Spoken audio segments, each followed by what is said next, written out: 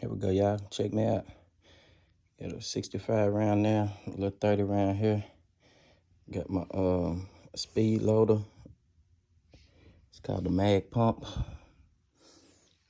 Grab a gun, y'all. But you can put your AR rounds in either way, because it's gonna dump them in the way they're supposed to go. And you'll see, all I do is hit the lever right there. And you'll see them disappear as they being loaded into that mag. Boom. Boom. So I just load it till it get full, and I release it right here and pull them out.